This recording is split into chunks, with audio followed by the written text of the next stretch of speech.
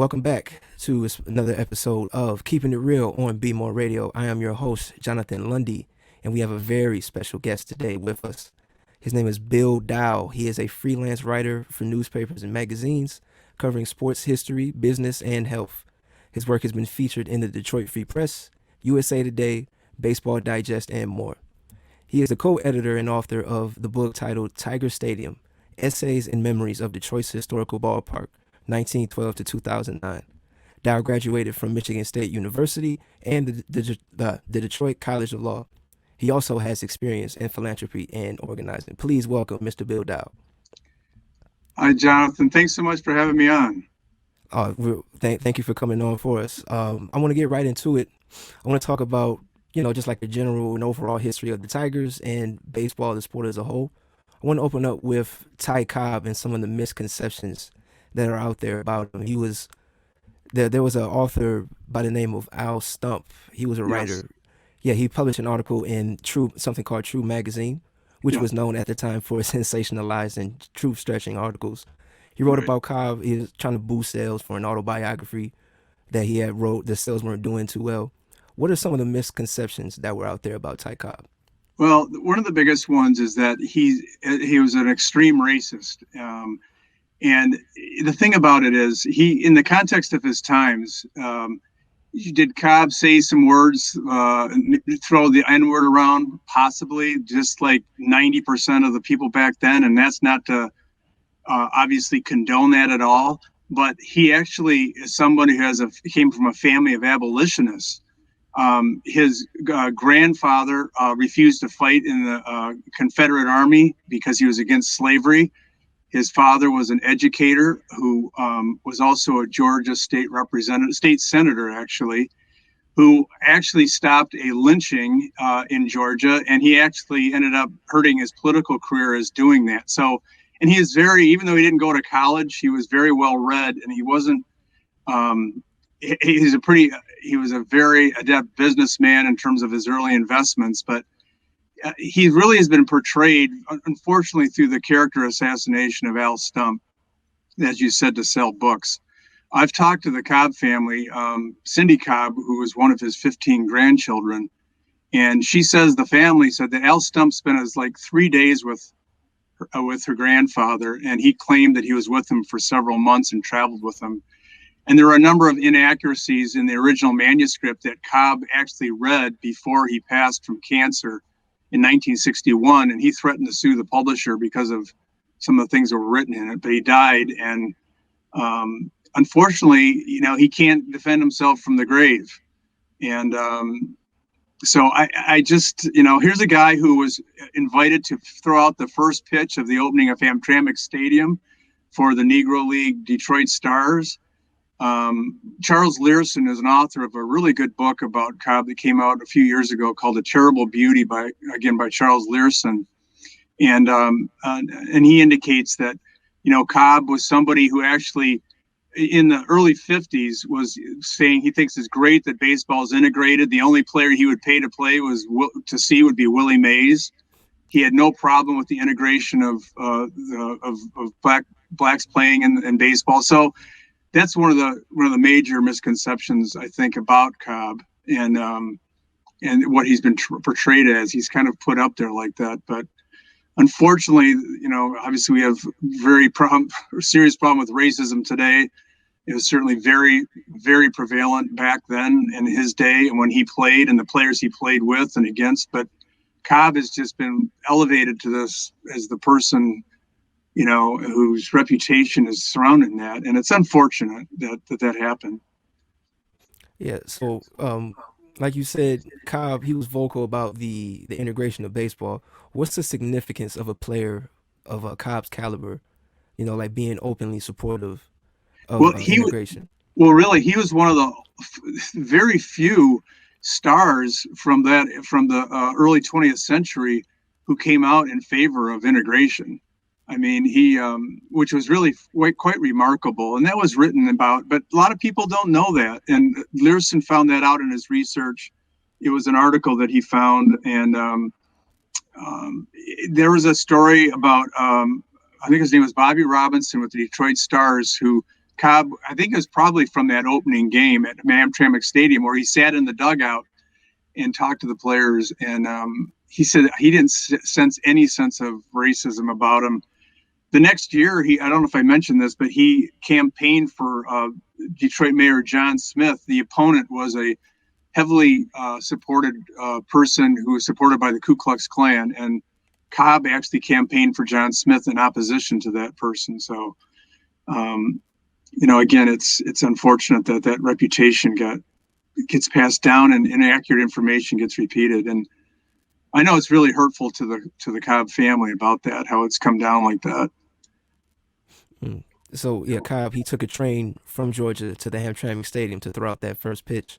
Yep. Why is Hamtramck Stadium so important to the history of baseball in Detroit? Well, I'll tell you, that's where the Detroit Stars played at Hamtramck Stadium beginning in 1930, and they only played there about 3 years in the 30s. Prior to that, the Stars, who started in 1920, played at Mack Stadium, and then it burned down. And then this John Rosink built this 8,000 seat stadium in Hamtramck. As we know, it was called, I think it was called Rosink Field at the time, but now it's been Hamtramck Stadium for some time. And there's only only one of 12 remaining Negro League stadiums. So it's quite significant that there's been this great support for preserving the field and the grandstands that are still left there. I know that they've put in a brand new field. It looks absolutely beautiful. I visited there last spring before that field was renovated, but I've seen pictures of it, and it's absolutely beautiful. And it really is. It's really great that it's right next to Keyworth Stadium, where the soccer teams play, and it's a great little spot. And to think of the players that played on that field, Turkey Stearns, and there were like 17 future Hall of Famers that played at Hamtramck Stadium, including Satchel Paige and a number of others. So the fact that we still have, that grandstand and that field there is tremendous. We've had players like Satchel Paige, Turkey Stern, who was one of the Detroit Stars players. What are some of the greatest moments that you think has happened in that stadium? I know they didn't win any. I don't consider myself a Negro League expert, really. I know they didn't. They never won a championship. You may know more a little bit about it from that aspect yourself. I don't know, but I think the fact that Cobb threw out the first pitch that's a great way to start the stadium out, having this very famous ball player, the first one ever inducted to the Hall of Fame, who by his appearance there, but the fact that he appeared and did that shows his support for the team and and really for Negro League Baseball. If he was such a racist, he wouldn't have shown up and done something like that. And I think he did it by showing up like that, meant a lot. But I don't know, the fact that those players played there and we made it a famous field, and the fact that we still have it and can celebrate its history like that, I think is great. Awesome. Now I want to switch to the history and significance of Tiger Stadium. Yeah. Tiger Stadium was up for a very long time. How did it change over the years? Yeah, it really did evolve. That site was at a former market at Michigan and Trumbull. It was called Western Market. And then in 1896, there was a Detroit Tiger team, as before it became into the major leagues. They really were a founding member of the American League in 1901, but there was a Detroit Tiger team in 1896 at Bennett Park, which was a wooden grandstand that was where Cobb first started playing when he came up. And it was used at Bennett Park up and through 1911. Then over the winter of 1911, the Tigers ended up building Navin Field. It's amazing they did it in just a few months, put up a steel cement structure, and it remained Navin Field from 1912 until 1938, when it was renamed Briggs Stadium, when the new owner, Walter O. Briggs, double-decked the ballpark and turned it into a 15,000 seat stadium. It was then renamed Tiger Stadium in 1961 when John Fetzer became the owner, and they renamed it that way. But it's such a famous field. I like to tell people the story. There's that in Dyersville, Iowa, where the movie Field of Dreams was made. They created this ball field out of a farmland, and for that movie set. And from what I understand, there's like 50,000 people a year go to this movie set and celebrate the movie, which is, centered around the story of Shoeless Joe Jackson and this guy who wanted to bring, the spirit back of Jackson and all these different players. Well, in fact, Tiger Stadium, at that field, when it was Navin Field, on opening day of Navin Field in 1912, it was against the Cleveland Indians.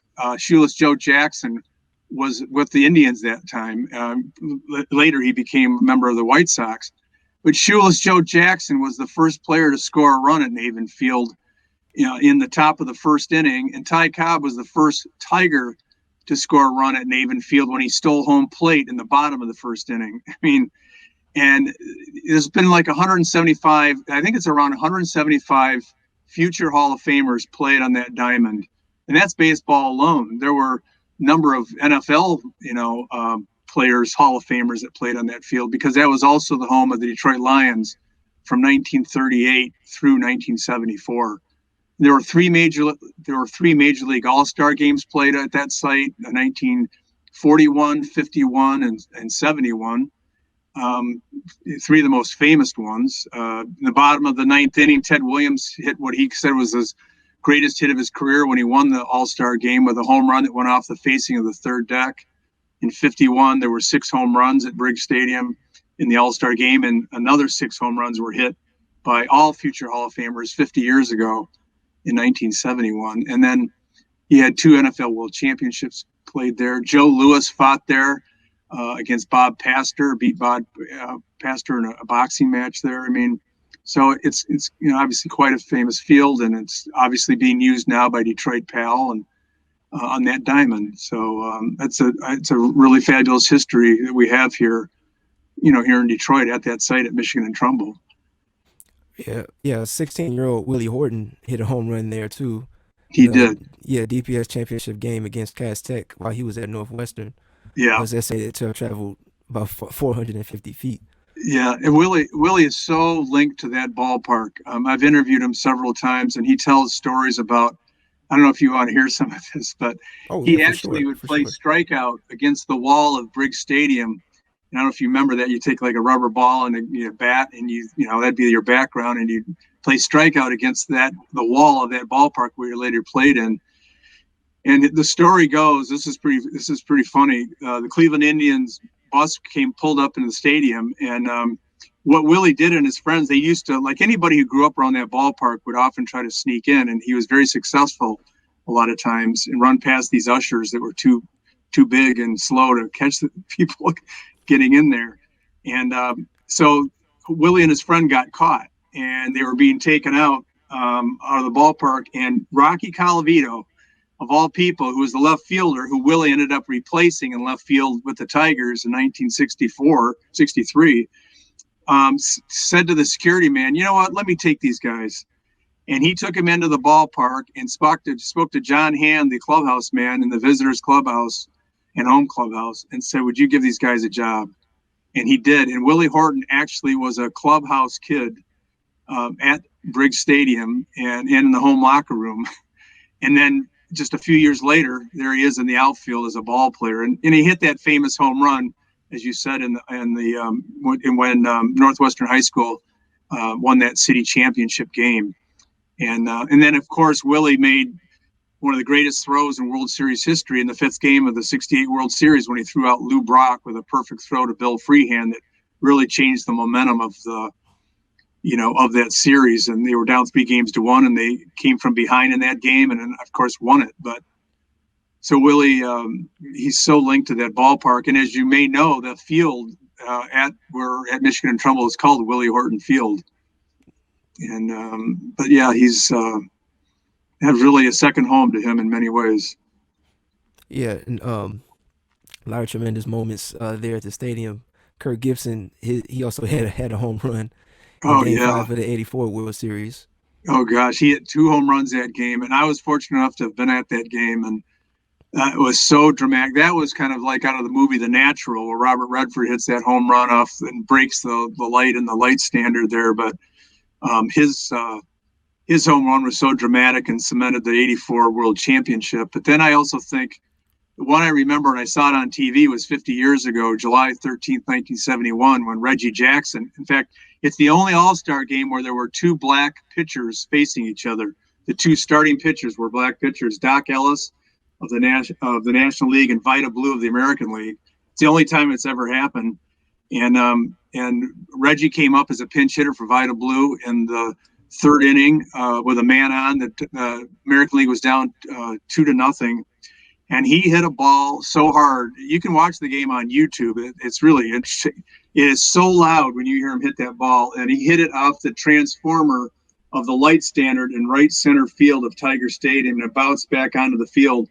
And observers, including Kurt Gowdy and Tony Kubek, who announced the game, said the ball was still rising when it was going out. And Wayne State University one time did a study, and they projected that that ball would have gone 640 feet had it not hit that transformer up there. I don't know how they did that calculation, but that's something that when people think about home runs at Tiger Stadium, that was one that they're still talking about. Babe Ruth hit one of the longest balls he ever hit, was at Navin Field, that supposedly it went like 700 feet, but I think part of it was on a roll maybe.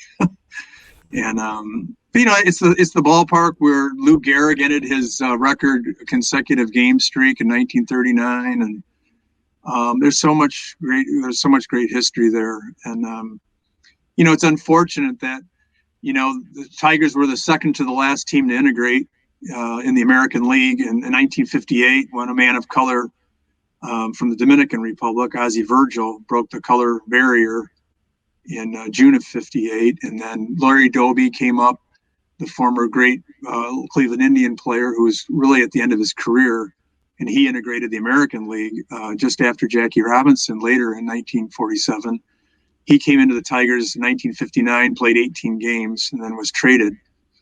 And then, it took a while, and then Willie really became the first, the first black star, for the Tigers. Yeah. I want to transition to the game of baseball today.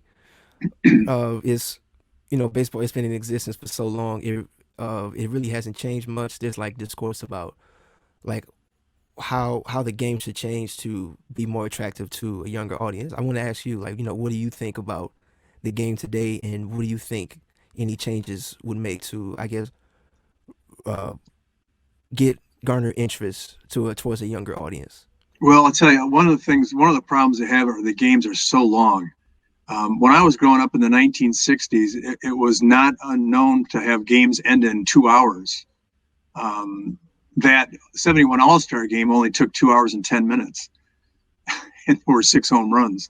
Now you see games, I don't know what the average is, but they go 3.5 hours. And I think, our society now, we're so used to kind of a faster pace. Baseball is very slow. It's one of the attractions of baseball to me, although I'm not the fan I was when I was growing up, but because it is slower, it's kind of nice to me, and not to have a clock. That's a great romantic thing about baseball, is that you could conceivably play the game forever.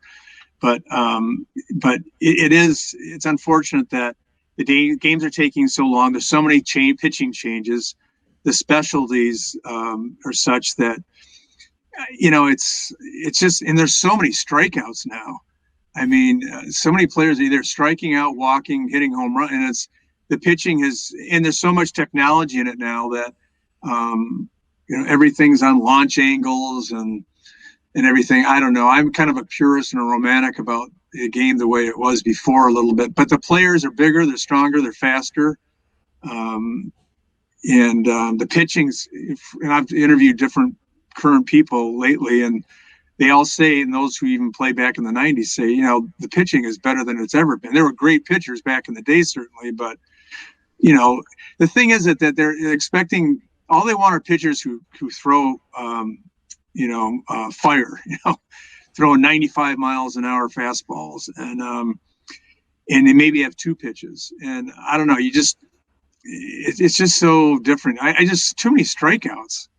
I don't know. I don't know your thoughts on it, what you think the game's like these days, but Yeah. I try to watch it like here and there. Yeah. I mean, you are right. Like the strikeouts are very high. I believe at this time of recording, there are six no hitters already Yeah, this right. season. I know. That's yeah, like compared to history before, like that's a lot. Yeah. That's a lot. I tried watching the Tigers, and amongst the other woes that they have, there's a lot of strikeouts and like Oh, a I lot know. of a lot of like ground outs, not good contact. But Right. and there was something that's just stuck out to me with the Chicago White Sox, the manager Tony La Russa, Yeah.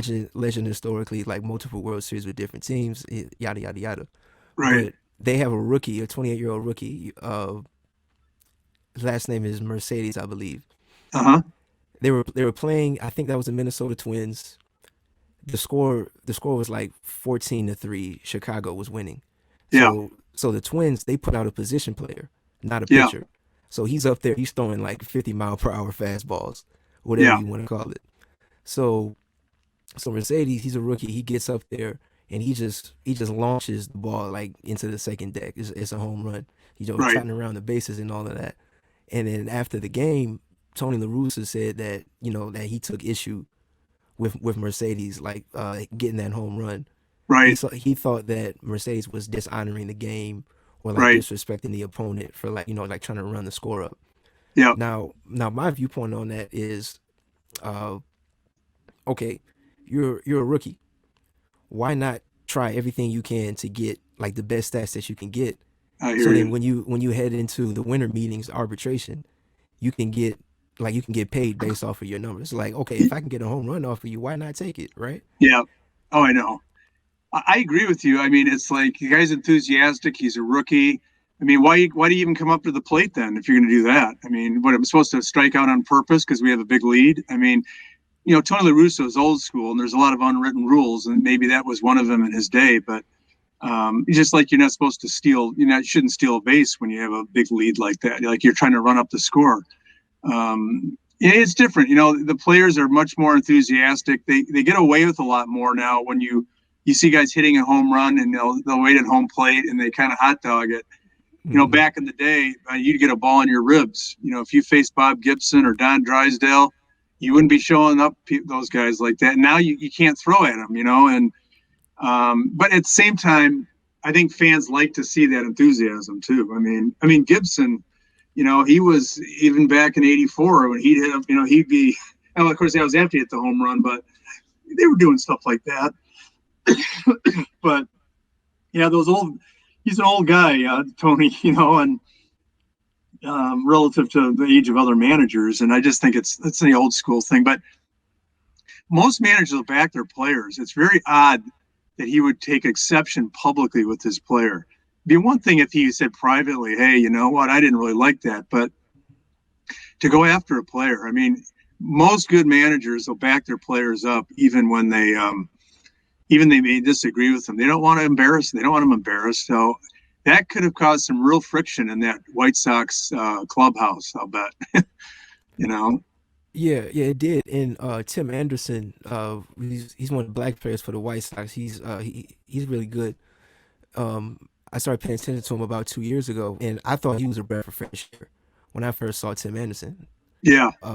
It's just like he's just like giving off the emotion, like the bat flips and Yeah. all of this, and like it was just exciting to see.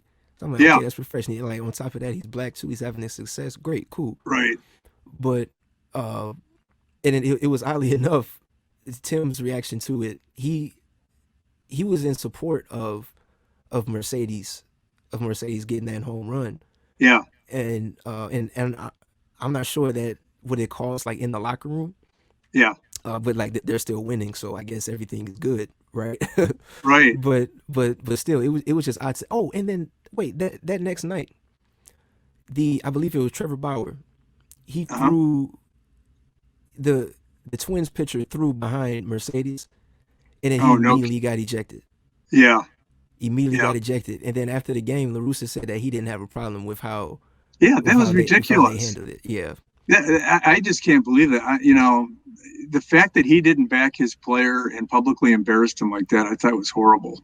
Um, and I think fans are looking for more enthusiasm and so forth. It's kind of it's too bad that that it came down like that. But he really showed his Tony La Russa really showed his age, and I think it was bad judgment. He was an admirer of Sparky Anderson, and they were friends. And I think Sparky would not have he would not have liked to have seen La Russa publicly do that to his player. Now, Sparky might not have liked it either, but he would have talked to him privately in the locker room. That was more of his style if he didn't like what he did. But I mean, again, like, why go up to the plate then? And what am I supposed to do? Just, stand there and get struck out by a catcher throwing 50 miles an hour? I mean, and like you said, he's trying to get his stats up. He's a rookie. He's enthusiastic. I don't get it. Yeah, and also, and I can understand why a team would put out a position player, because I talked to my dad about this, and he was telling me that they're just trying to like save their arms because they know this game is out of reach. So Yeah. let's not put out one of our secondary pitchers or relievers or whatnot Yeah. out there. But then too, like, I don't understand how you can get upset at them for hitting, like, getting a hit off of your position player. Like, Yeah. I don't know. It was just odd to see. Speaking But of, I thought about okay, I Sparky. want. I'm sorry. No, you go ahead. You go No, I ahead. was thinking about Sparky Anderson and the idea of having a catcher come in to pitch. There was an incident that happened in Toledo when John Walkenfuss, the former Tiger catcher, was a manager at Toledo, and they played a game against the Tigers in Toledo, and it's one of those things where John Walkenfuss didn't want to waste the arms of his pitchers, so John Walkenfuss decided that he was going to pitch. So he went into the game and pitched against the Tigers and struck a couple of guys out. And Sparky Anderson was the manager of the Tigers, and he got really mad. And actually, Walkenfuss ended up leaving I don't know. Soon after that, he was out of the organization. He thought he was showing up his team. They were embarrassed by it, and it's people do that to try to save arms, and but yeah, I can see how humiliating that'd be to have a guy come in like that and strike out your player. But yeah, Wow, it's interesting times. Interesting times. I mean, yeah, these, in my opinion, they do definitely need to find a way to, I guess, make the game more palatable yeah, for people our age, because yeah. like even It's now. interesting. You understand that question about what we can do to make. I interviewed Faye Vincent, the former commissioner of baseball, last year, and he's very much concerned with it. He's concerned about the length of the games, and he thinks we're losing young people, and baseball's got to do something. And he's all for some type of interactive thing where fans could be on a computer and predict, or somehow be interactively involved with the game. And they're actually, from my understanding, there's people that are looking into that. And like, I don't know about voting on making a decision on whether to take a batter out or a pitcher out. Oh wow. Yeah, but really, whoa, that's really something. But Yeah. he realizes that the way our society is now, that we're losing losing fans with these games so long, and how do you keep the excitement up? And I've heard there's rumors about them pushing the mound back a few feet. I think that would be Hmm. horrible to screw around with these dimensions that Alexander Cartwright put out, whenever that was, when he laid out the first baseball diamond. It's these perfect dimensions that we've had for over a century. To screw around with that, they've lowered them. In 1969, after 68 was the year of the pitcher, and I think Carl Yastrzemski won the batting title with a 301 average in 68, and they lowered the mound and to try to help the batters. And I think it helped a little bit. I know Denny McClain told me that he wasn't, even though he pitched really well the following year, not having that higher leverage hurt him. And I can see maybe lowering the mound or doing something to, or I don't know, but just changing the dimensions to me is like. And frankly, I don't even like that thing where they have a rule where they put a runner at second base, right? And is it a double header after the seventh inning or something? Or Yeah. After yeah, then when the game goes to extra innings, yeah, they put a runner on second yeah, to I guess speed up the I collision. know, Yeah, I don't know. I really don't know how to feel about that. yeah, Uh, because honestly, the game could end like the very first pitch, I know. uh, pretty much almost. But yeah, I really don't know how to feel about that. But yeah, I commend them for at least trying something. Just Oh, they may even do. yeah, Hockey has a shootout. After overtime, and I'm maybe they should wondering do a if home they'll run ever derby. select.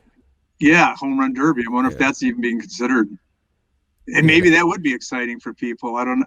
I'd almost rather, to be honest with you, I'd rather see that than I think having a guy at second yeah, base. yeah. To be honest, I'd rather have that. But yeah, yeah, yeah. They should. I will be really interested in that. Of course, some guys would Yeah, have bigger advantages over others. If you have like yeah, an Aaron Judge or a Giancarlo Stanton, yeah. and if Right. and if your lineup doesn't have like any power hitters, but Yeah, yeah, I will be interested to see that. yeah. Right. Yeah, Detroit might be at a little disadvantage these days, right? Nah, yeah. Oh Yeah, man, we got a few guys in the minors. They're coming up to save us. Just gotta give them some time. I hope so. I can't believe the batting averages, how low the batting averages are. Not just the Tigers, but everywhere. Yeah, yeah, You know, across the league. Yeah, gosh. yeah. Yeah, I believe I that's believe the balls have changed. Something about the balls have changed. yeah. They have changed them off and on. I know juice. They're trying. They've juiced the ball before. I know that. I've had people tell me that who've inside the game, and although the Major League Baseball will deny it officially, but Mm. I, I don't know what they're going to do now. What they're doing now, but I think they're trying some experiments in the minor leagues. I'm not sure if they're doing a clock on pitching or some of the things they're trying to implement to speed the game up. But yeah, it's too bad. Yeah. All right. Coming down to a close, I want to hit you with some quick hitters where I just say something and you just say the first thing that comes to your mind. Well, I hope I All don't right. swing and miss. Uh, no, no, I don't think so. I don't think so. You're really knowledgeable. All right. Favorite Willie Horton moment. Oh, for me, it would be throwing out Lou Brock in the fifth game of the World Series. I mean, that was just so tremendous to have a Detroit guy, grew up in the city, played in the city, talk a hometown hero comes through. He doesn't throw out Lou Brock. The that rally continues. They go up. I think it would be 5-1. That would have been it. I mean, it was a pivotal play. It was the pivotal defensive play, and arguably the most pivotal defensive play in the history of the Detroit Tigers, if you think about it, as to how significant it was in a World Series. Mm. Favorite Kirk Gibson moment. Gosh, that would be. It's easy to think of that second home run in the fifth game of the '84 World Series, but I can remember I was at a game in 1981, which was a strike shortened season, and the Tigers were competing for the division title against the Milwaukee Brewers. It was the last home game at Tiger Stadium. We were like a game behind Milwaukee, as I recall. Gibson came up at the plate in the bottom of the ninth inning, and he had 81 was a year where this young kid's there, and he was just exciting to watch. And everybody stood up, standing ovation as he's up to bat, and he had a home run to tie the game in one extra innings, and they lost. And I just remember that he just had this proclivity, as we know, to hit these dramatic home runs. But that I guess you'd have to stick with that home run against Goose Gossage, who owned Kirk Gibson, except for that moment. Yeah, game five. Yeah.